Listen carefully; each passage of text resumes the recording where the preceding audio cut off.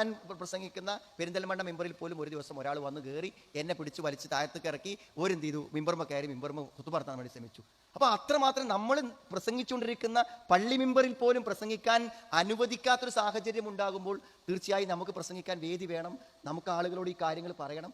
അതിനുവേണ്ടി നമ്മൾ എന്ത് ചെയ്തു, വിസ്ഡം ഇസ്ലാമിക് ഓർഗനൈസേഷൻ ഉണ്ടാക്കി. നമുക്ക് ആരെയും ബുദ്ധിമുട്ടിക്കാതെ തന്നെ നമ്മുടെ പ്രവർത്തനമായിട്ട് പോകാം, ആരെയും കുറ്റം പറയാനും വിഷമിപ്പിക്കാനൊന്നും പോകണ്ട, നമ്മളെ കാര്യം പറഞ്ഞു പോകാന്നാണ്. അപ്പൊ പിന്നെ എന്താ ചെയ്തത്, തെറ്റിദ്ധരിപ്പിക്കുക. ഞാൻ പറയും, ഈ ദീന്റെ കാര്യങ്ങൾ പറഞ്ഞു കൊടുക്കാൻ വേണ്ടി വയൽ വെക്കുമ്പോൾ ആ വയലിൽ മുഴുവനും ദീനിന്റെ ഒരു കാര്യങ്ങളും പറയാതെ തെറ്റിദ്ധരിപ്പിക്കുക. എന്ത് തെറ്റിദ്ധാരണ ഉണ്ടാക്കുന്ന സുഹൃത്തുക്കളെ, വ്യഭിചരിച്ചു കള്ളുടിച്ചു എന്നൊക്കെ പറയുകയാണെങ്കിൽ അതൊക്കെ എന്താ വെച്ചാൽ നമുക്ക് എന്ത് ചെയ്യാം, പിന്നെ നമുക്ക് സഹിക്കാം, ഒരു മാനക്കടലേ വരുള്ളൂ. ഇതെന്താ നിങ്ങൾ, നമ്മളുടെ ജീവിതത്തിലെ ഏറ്റവും വലിയ സംഗതിയാണിത് തൗഹീദ്. ആരെങ്കിലും ഇന്നഹുമ യുശ്രികു ബില്ലാഹ് ഫഖദ് ഹറമല്ലാഹു അലൈഹിൽ ജന്ന, സ്വർഗ്ഗമില്ലാന്നാണ്. മൻ ലഖിയ അല്ലാഹ ലാ യുശ്രികു ബിഹി ഷൈഅൻ ദഖലൽ ജന്ന, ശിർക്കില്ലാതെ ചെന്നാൽ സ്വർഗ്ഗത്തേക്കാണ് കടക്കാൻ.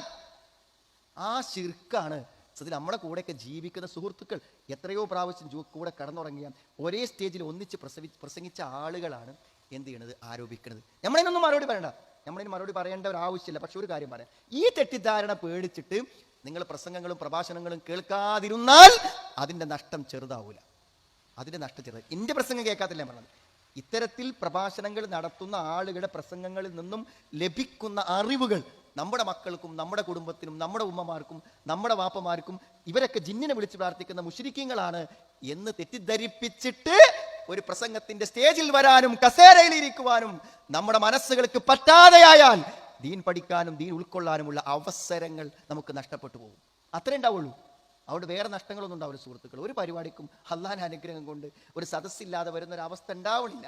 അതുകൊണ്ട് അത് കേൾക്കാനും പഠിക്കാനും നമ്മൾ തയ്യാറാവണം. നീ ആലോചിച്ച് നോക്ക്, നിങ്ങൾ ജീവിതത്തിൽ എത്രയോ കാലം ഒന്നിച്ച് ജീവിച്ചിട്ടും ഒരു ദാമ്പത്യത്തിന്റെ സുഖമോ സന്തോഷമോ അനുഭവിക്കാത്ത ആളുകൾ എന്ത് ചെയ്യണോ അറിയെങ്കിൽ, സത്യത്തിൽ ഈ പ്രസംഗങ്ങൾ നമ്മുടെ ഫാമിലി കോൺഫറൻസുകളിലും വന്നിട്ട് അവരൊക്കെ ജീവിതത്തിൽ വരുന്ന മാറ്റം എത്രയാണ് സുഹൃത്തുക്കളെ. വയനാട് ഫാമിലി കോൺഫറൻസിന് വന്ന ഒരു സ്ത്രീയുടെ വോയിസ് ഞാൻ കേട്ടു. അവർ തിരിച്ചു പോയിട്ട്, ഞങ്ങളൊക്കെ എത്ര വയലിനും പ്രഭാഷണത്തിനും പോയതാണ്, പക്ഷെ ഞങ്ങൾ ഈ ഭാര്യ ഭർത്താക്കന്മാരൊക്കെ ഇരിക്കുമ്പോൾ ഞങ്ങളെ കുടുംബ ജീവിതത്തെക്കുറിച്ചും ഭാര്യ ഭർത്താക്കന്മാർ പെരുമാറേണ്ട ഇസ്ലാമിക രൂപത്തെക്കുറിച്ചൊക്കെ കേട്ടപ്പോൾ ഇങ്ങനെയൊക്കെ ഖുറാനിൽ ഉണ്ടോയെന്ന് ഞങ്ങൾ അന്നാണ് ആദ്യമായി കേൾക്കുന്നത് എന്നാണ് അവർ പറയണത്. അപ്പോൾ ഇതൊക്കെ ജനങ്ങളെ കേൾക്കാനും മനസ്സിലാക്കാനുമുള്ള അവസരങ്ങൾ നമ്മൾ സൃഷ്ടിച്ചു. നമ്മൾ ആളെ കൂട്ടി വലിയ ആൾക്കാരെ കാണിച്ചു കൊടുക്കാൻ വേണ്ടി വെച്ചോന്നല്ല ഫാമിലി കോൺഫറൻസ്.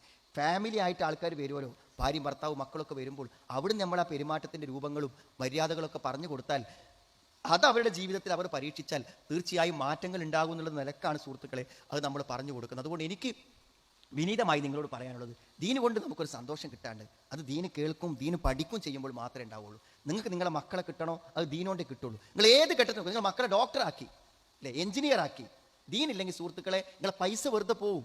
ഞാൻ വെറുതെ പറയല്ല.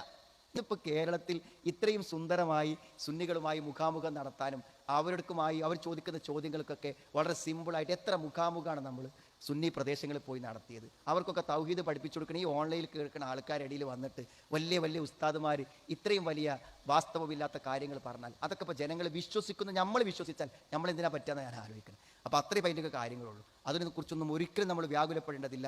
ഒരല്പം മുന്നോട്ട് പോകുമ്പോൾ ഇതൊക്കെ ഈ സംഘടന ആരംഭിച്ച സമയത്ത് ആളുകൾക്ക് ഇതിലേറെ വലിയ തെറ്റിദ്ധാരണയാണ്. കുറച്ച് മുന്നോട്ട് പോയപ്പോൾ ആൾക്കാർക്ക് മനസ്സിലായി ഇതാണ് മുജാഹിദ് പ്രസ്ഥാനം എന്ന്. അത്രയേ ഉള്ളൂ സുഹൃത്തുക്കൾ. നല്ല നിലയ്ക്ക് പോവാണ് നല്ലത്. ഞാനിപ്പോൾ എപ്പോഴും ചിന്തിക്കണം, എല്ലാ ഭാഗങ്ങളിലും നല്ല ഇപ്പോൾ നമ്മുടെ കാളമടത്തിലൊക്കെ ഒരു സംഗമം നടന്നു പടുത്തീസ്, ഒരു പക്ഷേ ഇങ്ങൾക്കൊക്കെ അറിയിക്കാം, ഇവിടുത്തെ കുറേ ആൾക്കാർ അവിടെ വന്നിട്ടുണ്ടായിരിക്കും. ഇതൊരു മഹല്ല് എന്നൊക്കെ പറയുമ്പോൾ അങ്ങനെയാണ്.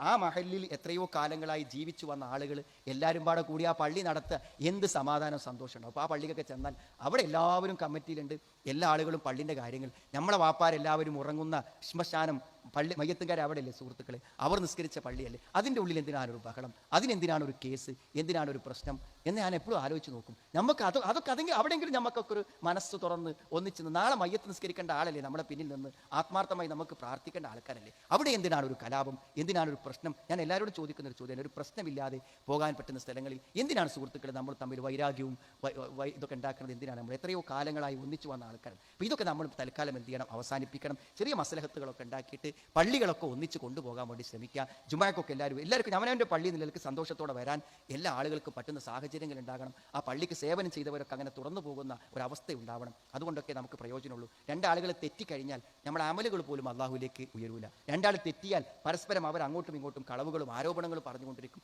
അതിനൊക്കെ പടച്ചോനത്ത് മറുപടി പറയേണ്ടി വരും. നല്ല സൗഹാർദ്ദത്തിലും സ്നേഹത്തിലും സലാം പറഞ്ഞും പരസ്പരം മിണ്ടിയും നമുക്ക് പോകാം. എന്തെങ്കിലുമൊക്കെ സംഘടനാപരമായ വ്യത്യാസം ഉണ്ടെങ്കിൽ നമ്മളെ പരിപാടി നടത്തുക, അവരുള്ളവർ അവരുടെ പരിപാടി നടത്തുക. അങ്ങനെ മുന്നോട്ട് പോകുമ്പോൾ വളരെ സൗഹാർദ്ദത്തിലും സ്നേഹത്തിലും മുന്നോട്ട് പോകാൻ പറ്റും. മൊത്തത്തിൽ നമ്മുടെ ഒരു പുതിയ ജനങ്ങളൊക്കെ അതാണ് ആഗ്രഹിക്കുന്നത്. ആ ആഗ്രഹമാണ് സത്യസന്ധമായതും. ദീനിൻ്റെ കാര്യങ്ങളിലും പള്ളിൻ്റെ കാര്യങ്ങളിലൊക്കെ നമുക്ക് യോജിച്ച് പോകാം. സംഘടനാ പ്രവർത്തനങ്ങളൊക്കെ നമ്മുടെ സൗകര്യം പോലെ നടത്താം എന്നത് നല്ലൊരാശയമാണ്. പൊതുമഹല്ലുകളൊക്കെ ശ്മശാനങ്ങളുള്ള, അതേപോലെ പള്ളി മയ്യത്തും കരകളുള്ള, ഒന്നിച്ച് നിക്കാഹും കാര്യങ്ങളൊക്കെ നടത്തുന്ന എല്ലാവരെയും ഉൾക്കൊള്ളുന്ന പള്ളികൾ അങ്ങനെയാണ്. അപ്പോൾ എനിക്ക് തോന്നുന്നത് എന്താ വെച്ചാൽ, ഇപ്പോൾ ഞാൻ പെരിന്തൽമണ്ണയിൽ വരുന്ന സമയത്ത് അവിടെ എങ്ങനെയാണെങ്കിൽ ഒരു മുജാഹിദ് മരിച്ചാൽ പിന്നെ കച്ചറയാണ്. മയ്യത്തൊക്കെ തിരിച്ചു കൊണ്ടുപോകും, പിന്നെ പിടിയും വലിയും ഒക്കെ ആയിട്ടാണ്. എനിക്കിപ്പോഴും ഓർമ്മയുണ്ട് വരും. പക്ഷേ നമ്മളിപ്പോൾ അത് കുറച്ച് കാലം അവിടെ നിന്നപ്പോൾ എന്ത് ചെയ്തു വെച്ചാൽ, എല്ലാ പള്ളിയിലും മുജാഹിദീങ്ങളെ മറവ് ചെയ്യും. മുജാഹിദ് തന്നെ ഇമാമത്ത് നിന്ന് ഒരു പ്രശ്നം, ഒരു തെൽക്കീനിന് പോലും ഒരു ഉസ്താദും വരാതെ അവിടെ മറവ് ചെയ്യും. എല്ലാ പള്ളിയിലും അവിടുത്തെ എല്ലാം. ഒരു പള്ളിയിൽ ഇപ്പോൾ ചെറിയൊരു പ്രശ്നം ഇപ്പോഴും അവശേഷിക്കണുള്ളൂ. എന്തുകൊണ്ടെന്ന് വെച്ചാൽ അവർക്ക് പോലുമുള്ള വിശാല മനസ്കത പലപ്പോഴും എന്താ അറിയോ, നമ്മൾക്കില്ലാതെ പോകുന്നത് എന്തുകൊണ്ട് എന്ന് ഞാൻ ആലോചിക്കും. ആ സുന്നികൾ പോലും എന്ത് ചെയ്തു, ഇത്രമാത്രം വിരോധം മുജാഹിദീങ്ങൾ ഉണ്ടായിട്ടും ഒരു നിക്കാഹ് നടത്തുന്ന കാര്യത്തിൽ ഒരു പുസ്തകം തരികയാണ്. എന്ത്, പള്ളിൻ്റെ പുസ്തകം തന്നിട്ട് മുജാഹിദ് മൗലവി ഖുതുബ നടത്തിയിട്ട് അതിൽ ഒപ്പിട്ടിട്ട് നിക്കാഹ് നടത്താൻ പുസ്തകം തരുന്നു. പള്ളിയിൽ മറവ് ചെയ്യാൻ അനുമതി കൊടുക്കുന്നു. അവരുടെ ഇഷ്ടപ്പോലെ അവരുടെ വിശ്വാസപ്രകാരം ചെയ്യാൻ അനുവദിക്കുന്നു. ഇങ്ങനെയൊക്കെ നമുക്കൊരു മഹല്ലത്തിൽ ജീവിച്ചു പോകാൻ പറ്റുള്ളൂ. അതുകൊണ്ട് സുഹൃത്തുക്കളെ, ഇതൊക്കെയാണ് നമുക്ക് പുലരേണ്ടത്. നമ്മളത് ആഗ്രഹിക്കുക. ഇൻഷാ അല്ലാഹ് കുറച്ച് മുന്നോട്ട് പോകുമ്പോൾ ആളുകളുടെ മനസ്സൊക്കെ അയയും പിന്നെ വാശിയും വീറും എല്ലാം നഷ്ടപ്പെട്ടു പോകും. മനസ്സൊക്കെ അടുക്കും. മനുഷ്യന്മാർ അങ്ങനെയല്ലേ. അത്തരം ഒരു മാറ്റത്തെ നമ്മൾ പ്രതീക്ഷിക്കണം. എന്തായിരുന്നാലും അങ്ങോട്ടും ഇങ്ങോട്ടും മുശ്രിക്കും കാഫിറുമാക്കുന്നതൊക്കെ എന്തായിരുന്നാലും അവസാനിപ്പിക്കേണ്ട കാലം എന്നോ അതിക്രമിച്ചിട്ടുണ്ട് നമുക്കറിയാം. നമ്മളെല്ലാവരും പരസ്പരം പ്രാർത്ഥിക്കുകയും പരസ്പരം ദീനിയായ കാര്യങ്ങൾ കൈമാറ്റം ചെയ്യുകയും എന്തെങ്കിലുമൊക്കെ സംശയം ഉണ്ടെങ്കിൽ ചോദിച്ച് മനസ്സിലാക്കി അത് തീർക്കാൻ ശ്രമിക്കുകയും ചെയ്യണമെന്നാണ് എനിക്ക് പറയാനുള്ളത്.